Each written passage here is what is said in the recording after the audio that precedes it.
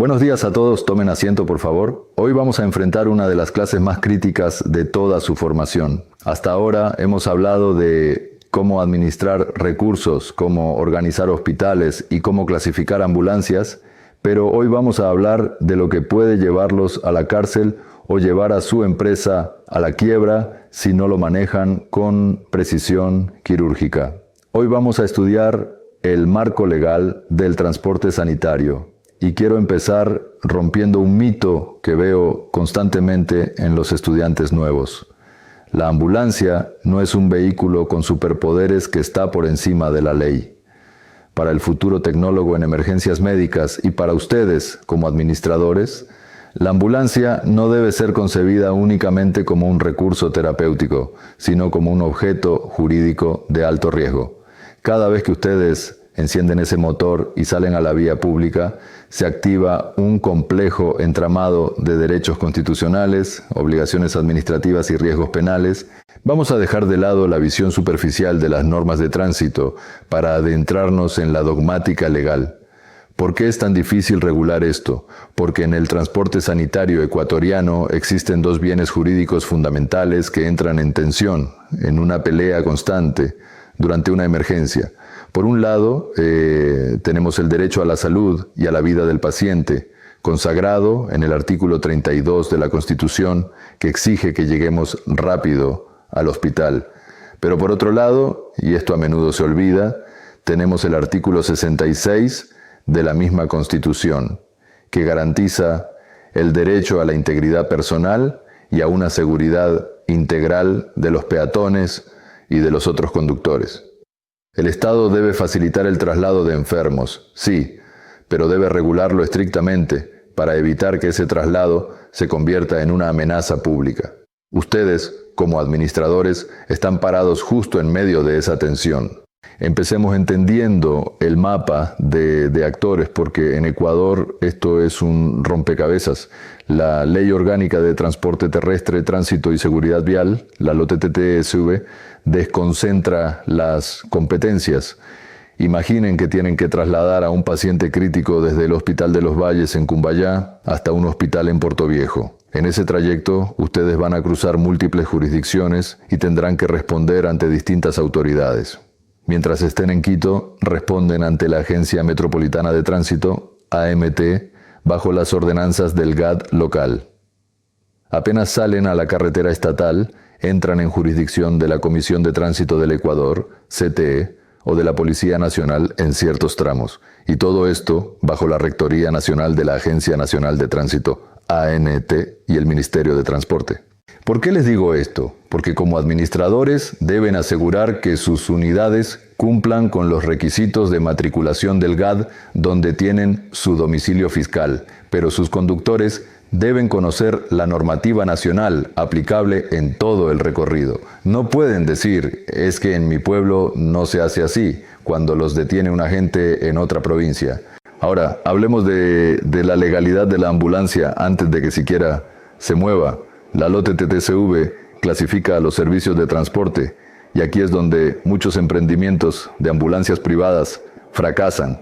Si ustedes trabajan para el Ministerio de Salud Pública, el ISS o los bomberos, sus ambulancias son vehículos oficiales de servicio público, están exentos de obtener un permiso de operación comercial, aunque deben matricularse.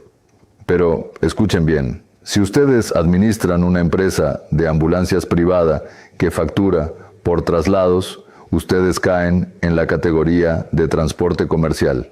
Esto significa que requieren obligatoriamente un permiso de operación otorgado por la ANT o el GAD competente, tras demostrar que tienen capacidad técnica y financiera. Operar una ambulancia privada sin este título habilitante es una infracción muy grave, sancionada con la detención del vehículo y multas severas. No se arriesguen a trabajar en la informalidad. Pasemos al factor humano, al conductor. La ley ya no permite que cualquier persona conduzca una ambulancia. Se acabó la época del chofer empírico. La ANT establece que para conducir vehículos de emergencia se requiere la licencia tipo C1 y no es fácil conseguirla. Para entrar al curso, el aspirante ya debe tener una licencia profesional tipo C con al menos 2 años de antigüedad. Es decir, ya debe tener experiencia manejando taxis o transporte liviano antes de tocar una ambulancia. Luego debe aprobar un curso de especialización que dura meses y cuesta entre $900 y $1,200, donde aprende no solo leyes, sino psicología aplicada a la conducción para manejar el estrés de la muerte y el dolor y primeros auxilios básicos. Como administradores, si ustedes contratan a un conductor que solo tiene licencia tipo B o tipo C normal, están cometiendo una negligencia terrible. Si esa ambulancia se choca, la aseguradora se negará a pagar porque el conductor no estaba habilitado legalmente, y ustedes, como gerentes, podrían enfrentar responsabilidad penal por culpa in eligendo, que significa culpa en la elección del personal. Además, deben auditar mensualmente los puntos de la licencia de sus choferes. Si permiten que alguien con 0 puntos conduzca, es responsabilidad suya. Ahora vamos al tema más picante, la circulación. Existe el mito de la inmunidad, pero el artículo 9 de la LOTSUE es clarísimo. Los vehículos de emergencia deben sujetarse a las disposiciones de la ley. La prioridad de paso que menciona el artículo 140 no es un cheque en blanco, es una excepción funcional. La ley les permite exceder los límites de velocidad, invadir carriles exclusivos o entrar en contravía, pero, y este es un gran pero, estas facultades solo se activan cuando el vehículo está haciendo uso de sus dispositivos de alerta audibles, sirena y visuales, balizas. Una ambulancia en silencio y sin luces es, legalmente, un furgón de carga común y corriente. Y aquí entra la técnica. El uso de la sirena tiene un lenguaje legal. No es poner cualquier ruido para que se escuche bonito. El tono wail, el largo, es para carretera abierta. El yelp, el rápido, es para aproximarse a intersecciones e indicar peligro inminente. El phaser o ráfaga es para romper el tráfico denso. Si ustedes usan la sirena para ir a comprar el almuerzo o para volver a la base más rápido sin paciente, están cometiendo una infracción. Como administradores modernos, ustedes deben cruzar los datos del GPS de la ambulancia que registra cuándo se prende la sirena con las hojas de despacho del ECU 911. Si hay sirena encendida pero no hay despacho de emergencia, tienen que sancionar a ese conductor. Llegamos al punto más crítico de todos, el cruce de intersecciones y el semáforo en rojo. Estadísticamente, aquí es donde ocurren los accidentes fatales. El artículo 215 del reglamento es taxativo. El conductor de emergencia puede pasarse el rojo, sí, pero debe hacerlo con todo cuidado, garantizando la seguridad de los peatones y vehículos. Esto se llama jurídicamente el deber objetivo de cuidado. Imaginen la escena. El semáforo está en verde para los autos particulares. Eso les da a los ciudadanos una confianza legítima de que pueden pasar. Cuando la ambulancia llega en rojo, está rompiendo esa confianza. Por lo tanto, el conductor de la ambulancia tiene la obligación de asegurarse de que lo han visto y le han cedido el paso antes de cruzar. El protocolo legal que deben exigir a sus conductores es estricto. Primero, desacelerar 50 metros antes. Segundo, cambiar el tono de sirena a yelp. Tercero, hacer una parada técnica o reducir la velocidad a paso de hombre aunque tengan la sirena puesta. Y cuarto, hacer contacto visual carril por carril para limpiar la intersección. Si una ambulancia cruza en rojo a 60 km por hora y mata a un motorizado que venía en verde, el conductor de la ambulancia se va preso. No importa que llevara a un paciente muriendo. El juez dirá que violó el deber objetivo de cuidado porque la prioridad de paso no le eximía de garantizar la seguridad. Esto nos lleva a las consecuencias penales. El Código Orgánico Integral Penal, el COIP, es duro. El artículo 379 sanciona las lesiones causadas por accidentes de tránsito con prisión. El artículo 380 sanciona los daños materiales. Y algo que deben vigilar obsesivamente. El artículo 383 sanciona con prisión de 5 a 15 días si conducen un vehículo con llantas lisas. Imaginen la vergüenza y el problema legal de tener a su paramédico preso porque ustedes como administradores no autorizaron el cambio de neumáticos a tiempo. Muchos abogados intentan defender al conductor alegando el estado de necesidad, diciendo que tenía que correr para salvar al paciente. Pero la jurisprudencia en Ecuador es clara. El estado de necesidad no justifica la imprudencia temeraria.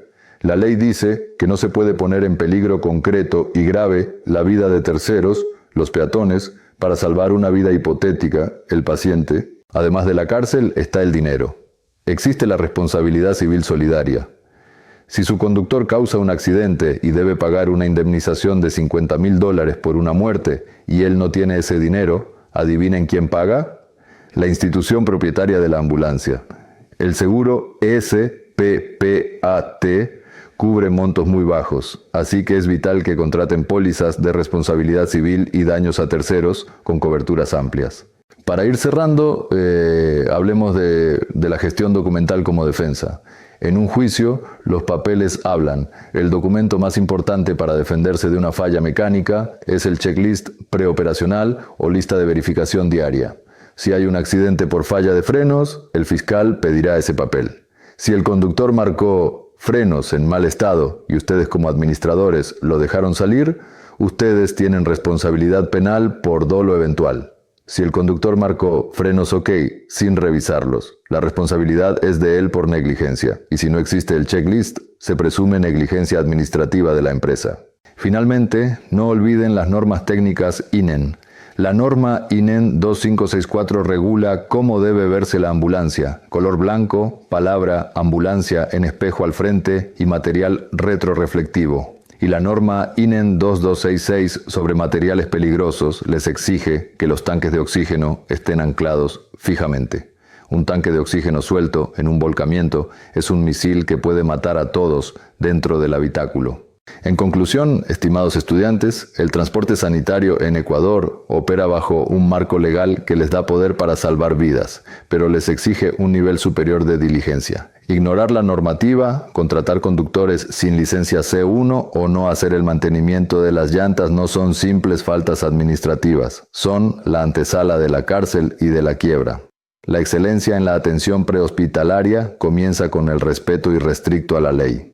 Implementen políticas de conducción, capaciten a su gente anualmente y auditen sus carpetas legales. Así es como se administra una flota profesional. Muchas gracias.